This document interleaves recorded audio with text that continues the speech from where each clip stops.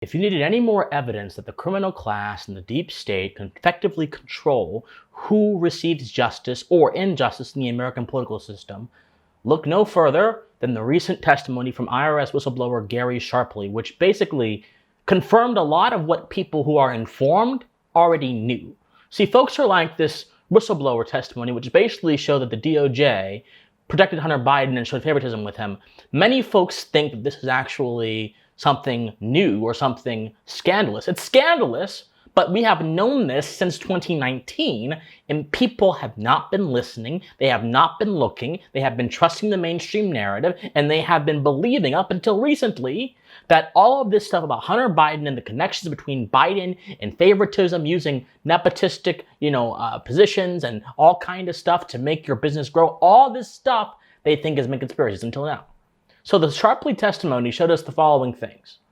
And I'm going to explain the significance of all of this in a second in a more broader context. But it validated the following things. Number one, it showed the FBI had expressed knowledge that the contents of Hunter Biden's laptops in 2019 were actually validated. The FBI validated it through an internal investigation and then proceeded, along with the intelligence community, to call it Russian disinformation. Not only that, but to work with Facebook and Twitter and other social media to censor the Hunter Biden laptop story brought by the New York Post.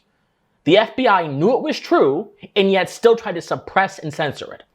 This Shapley testimony also validates that there were several interventions from prosecutors in the DOJ investigating potential tax crimes committed by Hunter Biden, which essentially stopped IRS investigators from seizing and having certain records that would have proven criminal culpability on behalf of Hunter Biden. Not only that, but according to the Shapley testimony, these same prosecutors warned the Biden legal team that the IRS was doing this. Now, why would a prosecutor and the Department of Justice warn a potential criminal convict of an impending investigation? Why in the world? Not only does that breach every single iota of ethics and good sense that a prosecutor must have, it also displays a much deeper tendency to favoritize certain people over others in our justice system, which makes it an injustice system.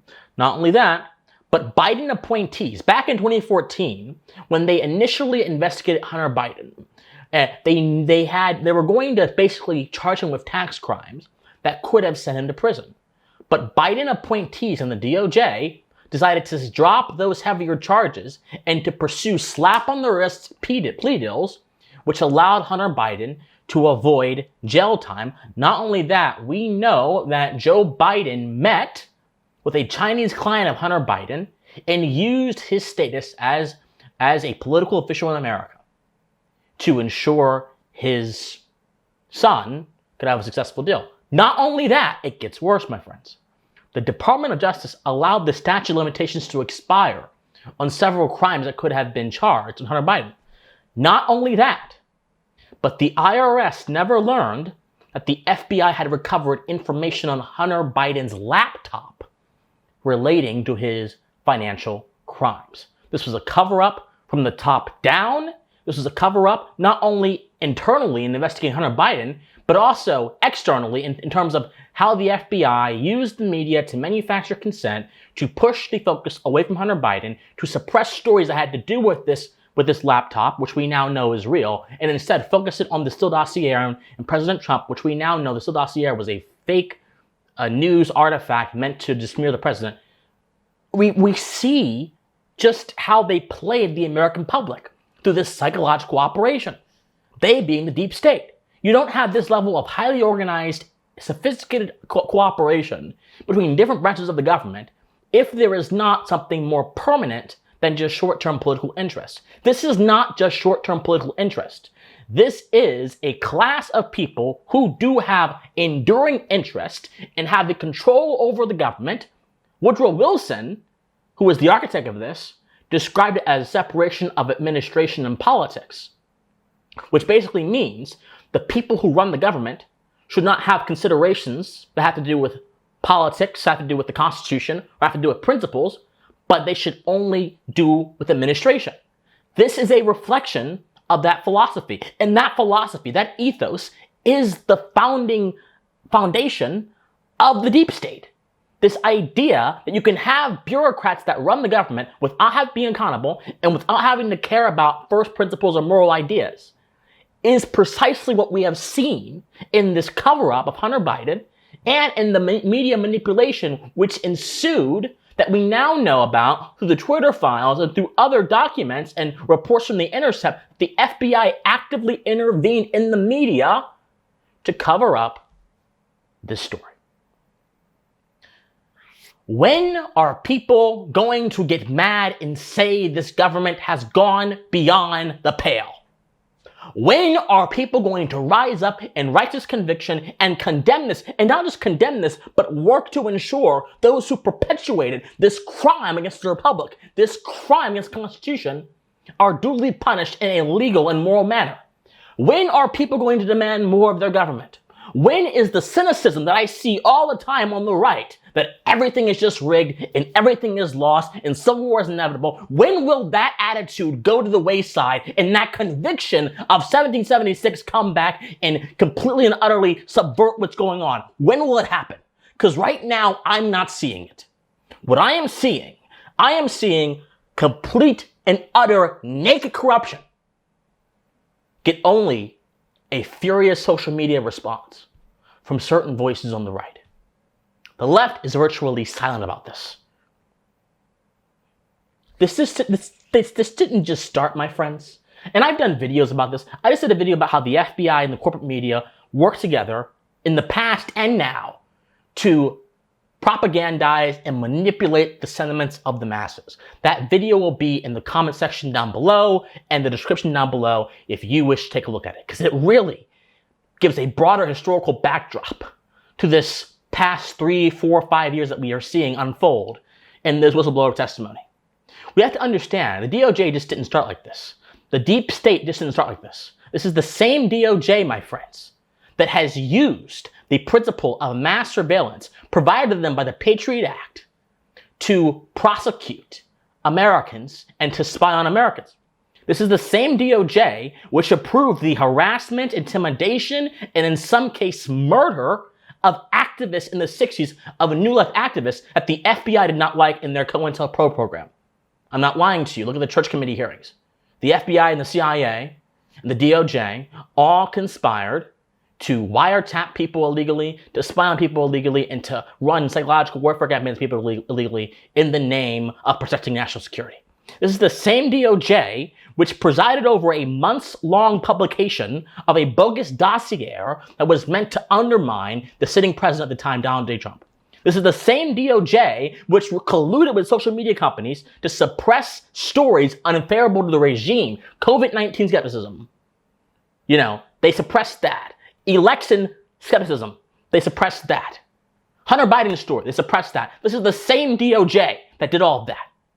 This is the same DOJ which has covered for Hunter Biden despite knowing everything he did and despite knowing it for a fact.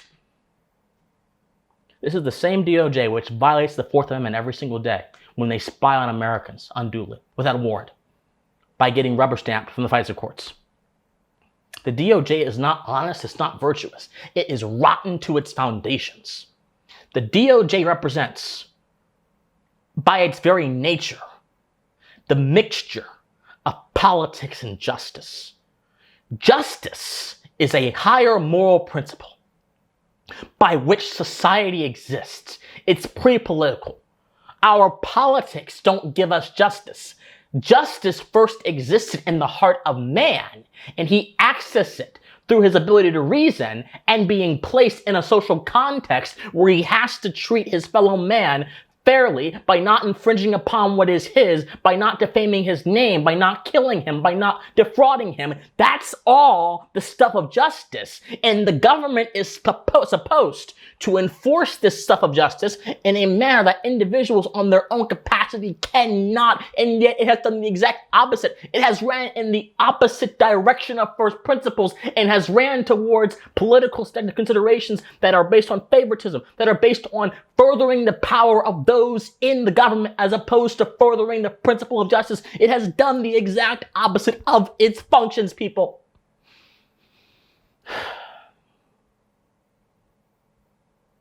This didn't just start. This has been happening for a while.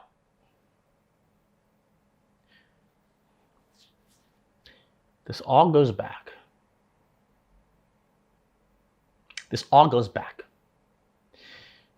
to understanding the kind of society you live in, understanding the importance of first principles, understanding how to see through the haze of lies told by people who have something to gain from your ignorance. This all goes back to having a revolution of the mind. Because, damn it, people are too easily deceived.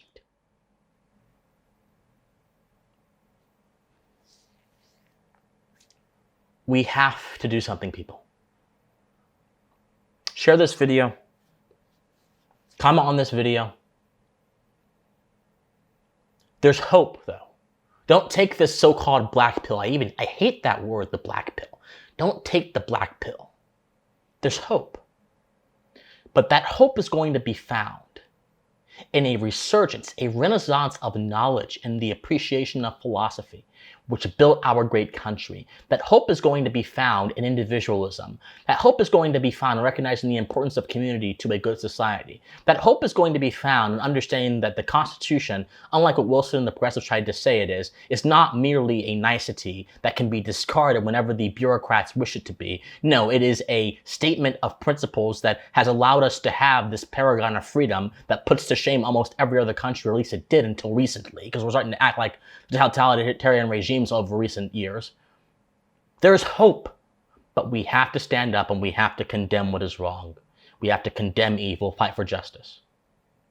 Like this video, comment on this video, share this video, subscribe to this channel, donate to me on Patreon, PayPal, Locals. All that information is in my comment section down below. I love you guys so much. Please stay pensive. Bye, guys.